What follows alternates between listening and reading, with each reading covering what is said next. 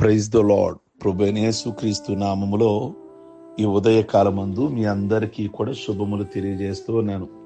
ముఖ్యంగా ఈ దినము ఫాదర్స్ డే కనుక ప్రతి తండ్రికి కూడా, ప్రతి నాన్నకి నేను 2 చేతులెత్తి మీకు శుభములు తెలియజేస్తూ ఉన్నాను.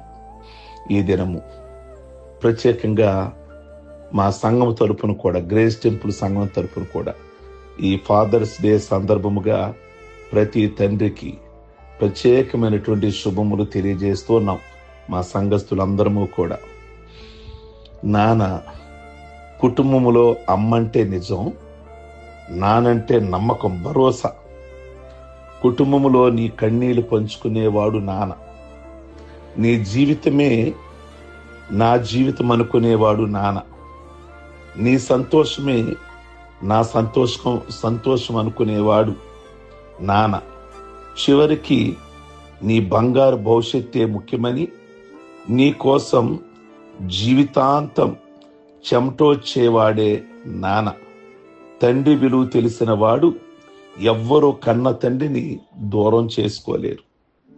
బైబిల్ గ్రంథములో తప్పిపోయిన కుమారుడు, ఉపమానములో తిరుగుబోతు కుమారుడు అన్నీ అమ్ముకుని పోయి చివరికి తండ్రి విలువ, ఆయన ప్రేమ విలువ తెలుసుకొని, తండ్రి నీకును దేవునికి ద్రోహం చేసితనని పశ్చాత్తాపడి తండ్రితో ఒకటైనాడు. సామెతలు 6వ అధ్యాయం 23లో ఉంది. తండ్రి ఆజ్ఞ దీపముగా, ఉపదేశము వెలుగుగా ఉండును అని. ప్రతి తండ్రి బయటికి చాలా కఠినంగా కనిపిస్తాడు. తన మాటలు మనకిష్టం లేకపోయినా తన మనసు మాత్రము శృతిమెత్తనిది తండ్రిది. ఊరికే కరిగిపోతుంది. ఒక్క మాటలో చెప్పాలి అంటే తండ్రి మనసు ఒక కొబ్బరికాయ లాంటిది. అది బయటికి గట్టిగా ఉంటుంది, పగలగొట్టగానే లోపల మృదువుగా స్వచ్ఛంగా ఉంటుంది. మధురమైన కల్మషము లేని ఆ నీళ్లను, కొబ్బరి నీళ్లను ఇస్తుంది. ప్రతి తండ్రి మనసు కూడా అంతే. ఒక మాట జ్ఞాపకం చేస్తా, ఒక సంఘటన. అమెరికా దేశపు మొట్టమొదటి పునీతుడు, పరిశుద్ధుడు జాన్ న్యూమన్. చిన్నప్పుడు అతని తండ్రి అబద్ధమాడావా అని అడిగాడు. వెంటనే లేదు అని జవాబిచ్చాడు కొడుకు. అప్పుడు బిడ్డ కళ్ళు ఎర్రబడ్డాయి. అది చూచిన తండ్రి గోడ ప్రక్కకెళ్ళి బోరున ఏడుస్తాడు. అది చూసిన కొడుకు నిజం చెప్పాడు. ఆ సంఘటన జరిగిన దగ్గర నుంచి కుమారుడు ఏనాడు కూడా, జాన్ న్యూమన్ ఏనాడు కూడా అబద్ధం చెప్పలేదట. ఎందుకంటే అబద్ధము చెప్తే తన తండ్రి ఏడుస్తాడేమోనని అతని మనసును కష్టపెట్టలేక అదే ఆ కుమారుని మొదట లాస్ట్ అబద్ధం. అందుకే సామెతలు 1:8లో ఉంది, కుమారుడా నీ తండ్రి ఉపదేశమును ఆలకించమని. అందరినీ కోరుతుంది ఆ వాక్యము. కుటుంబంలో తల్లి పాత్ర ఎలాంటిదంటే, చెట్టుకున్న పూలు, పిందెలు, ఆకులు, రెమ్మలైతే చెట్టు నిలబడడానికి వేరు లాంటి వాడు తండ్రి. కుటుంబంలో తండ్రి కండలు పిండి చేసుకొని, రెక్కలు ముక్కలు చేసుకొని, తల బ్రద్దలు కొట్టుకొని సంపాదించడానికి ప్రయత్నిస్తూ ఉంటాడు. నిజంగా నాన్న ఎంత కష్టపడతాడో తెలుసా? ఎందుకో మరి నాన్న వెనకబడ్డాడు అంటారు. నిజమే, అమ్మకున్న చీరలు నాన్నకు ఉండకపోవచ్చు, కానీ నాన్న కష్టము చాలా మంది గుర్తించలేరు. నాన్న కుటుంబాన్ని, పిల్లల్ని ప్రయోజకులుగా చేయాలని ఎంత కష్టపడతాడో. చరిత్రలో సోక్రటీస్ తండ్రి సోఫనకస్ రాళ్లు కొట్టుకుంటూ తన కుమారుడిని సోక్రటీస్ని ప్రపంచ మేధావిగా, తత్వవేత్తగా మలిచాడు. అబ్రహాం లింకన్ ఉన్నాడు కదా, అమెరికా ప్రెసిడెంట్. వాళ్ళ తండ్రి థామస్ లింకన్ తన కుమారుని కోసం చెప్పులే కుట్టాడు, వడ్రంగే పనిచేశాడా, ఏదేమైనా కష్టపడ్డాడు. ఆ కష్టం ఫలించింది. కుమారుడు అమెరికా ప్రెసిడెంట్ అయ్యాడు. విజయవాడలో వైష్ణవి అనే అమ్మాయి ఉండేది. ఆ అమ్మాయి చనిపోతే తన తండ్రి మరణాన్ని తట్టుకోలేక తన ప్రాణాన్నే వదిలేశాడు. అనగా కుటుంబంలో తండ్రి తన బిడ్డల కోసం ఏదైనా చేయగలడు. చివరికి తన ప్రాణాలను కూడా ఇచ్చేస్తాడు. నాన్న కుటుంబానికి ఒక దిశ నిర్దేశం చేసేవాడు తండ్రి. అవును కదా? యెహోషువ అందుకేమన్నాడు? నేనును నా ఇంటి వారును యెహోవానే సేవిస్తాము అన్నాడు. ఒక దిశ, ఒక నిర్దేశం చేశాడు. కుటుంబంలో ప్రత్యేకమైన దీవెన వరం కలవాడు తండ్రి. బైబిల్ గ్రంథములో పూర్వకాలములో పాత నిబంధనలో తండ్రి బిడ్డలను దీవిస్తే బిడ్డలు దీవించబడేవారు, బిడ్డలను శపిస్తే వారు శాపానికి గురయ్యేవారు. నోవాహు తన రెండో కుమారుడు హామును శపించి జీవితాంతం బానిసగా ఉంటావు అన్నాడు. ఇస్సాకు తండ్రి అయి యాకోబును దీవించాడు. అలాగే జీవితాంతము దీవించబడ్డాడు యాకోబు. తనకిద్దరు కుమారులు కదా, ఇస్సాకి, ఏశావు, యాకోబు. యాకోబును దీవించాడు, జీవితాంతం దీవించబడ్డాడు. ఏశావు దూరం చేసుకున్నాడు. తండ్రి దీవెనలు ఇవ్వకపోవడం వల్ల దూరం అయిపోయే ఆశీర్వాదం. కాబట్టి బిడ్డలు తమ తండ్రులు తమ తల్లిదండ్రులను ఎగతాళి చేస్తే రాబందుల చేత పీడించబడతారు. ఈ ఉదయకాలం ముందు ప్రియ పిల్లలారా, తండ్రి ఉపదేశాన్ని తల్లి ఉపదేశాన్ని త్రోసిమాకండి.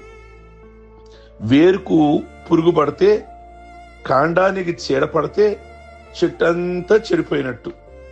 కుటుంబంలో తండ్రి చెడ్డవాడైతే, బలహీనుడైతే కుటుంబం నడిబజార్న పడి జీవితం కుంటిపడుతుంది.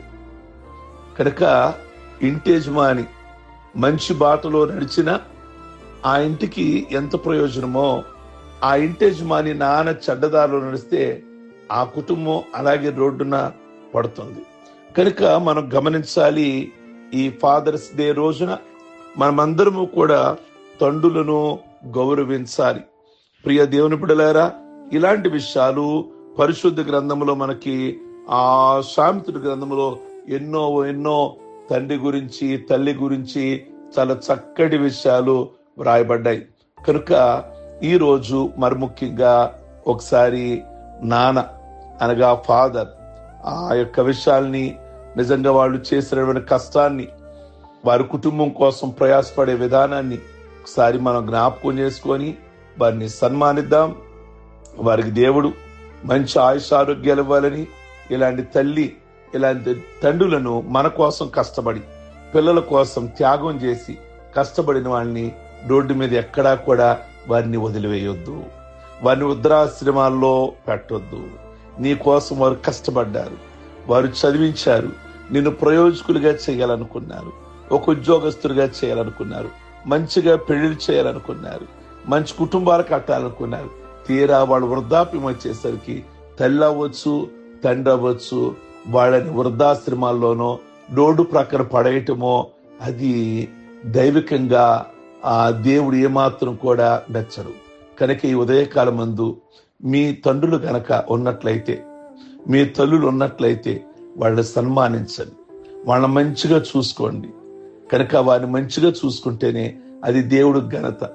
మనుషులు మనం ప్రేమించకుండా, తల్లిదండ్రులను ప్రేమించకుండా దేవుడికి ప్రార్థన చేస్తే, ఉపవాసాలుంటే, కానుకలు అర్పిస్తే అది దేవుడికి ఇష్టమా? కాదు కదా. కనుక ఫస్ట్ తల్లిదండ్రులను గౌరవించాలి. అది మనకి ఆజ్ఞల్లో కూడా ఉంది కదా. నీ తల్లిదండ్రులను సన్మానించుము, అప్పుడు నువ్వు దీర్ఘాయుష్వంతుడు అవుతావు. దీర్ఘాయుష్వంతుడు అవ్వాలంటే డైట్ చేయటం, మంచి డైట్ చేయటం అవి కాదు ఫస్ట్. అవి చెయ్యొద్దని నేను చెప్పల్లా. కానీ ప్రభు చెప్పిన మాట, నీ తల్లిదండ్రులను సన్మానించాలి, గౌరవించాలి. వాళ్ళని ఏ బాట పడితే ఆ మాట మాట్లాడి వాళ్ళని కించపరచొద్దు.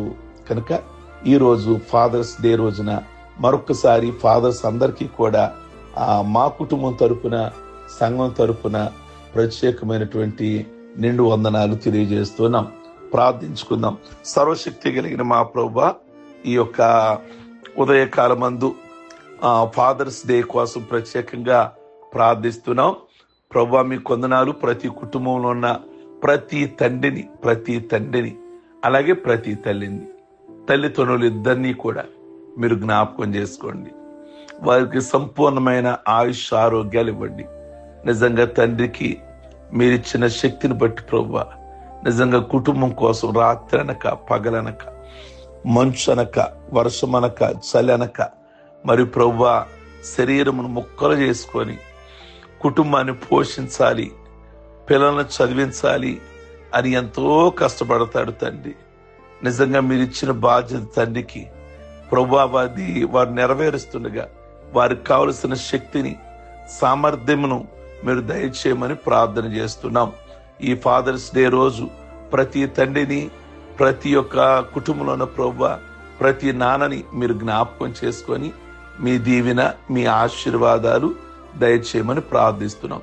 ఈరోజు పెళ్లి రోజులు, అలాగే పుట్టినరోజులు, అలాగే రక్షణ పొందిన రోజులు చేసుకుంటున్న బిడ్డలందరినీ దీవిస్తూ ఆశీర్వదిస్తూ ఆయుష్ ఆరోగ్యాలతో నింపి ఇలాంటి మరిన్ని పుట్టినరోజులు వారు చేసుకోవాలని మీ సన్నిధిలో ప్రార్థన చేస్తున్నాం.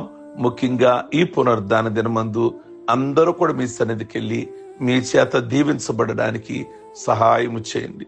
సర్వలోకంలో జరుగుతున్నటువంటి ఆరాధనలన్నీ కూడా మీ చేతులకు అప్పగిస్తున్నాం. మీ మహిమార్థంగా జరిగించి అన్ని విషయాల్లో కృప చూపించమని ఈ దినం ప్రభా, ఎవరు ఏ ప్రయాణాలు పెట్టుకుని ఉన్నారో, ఎవరు ఏ విధమైనటువంటి ప్రభా ప్రత్యేకమైన పనులు పెట్టుకుని ఉన్నారో వాళ్ళకి భద్రత, కాపుదల, కృప తోడుగుంచి వారి హృదయవాంఛలన్నీ తీర్చమని యేసయ్య నామములో అడిగి వేడుకొనిచున్నాం తండ్రి. Amen, amen. God bless you. ప్రభు మిమ్మల్ని దీవించును గాక.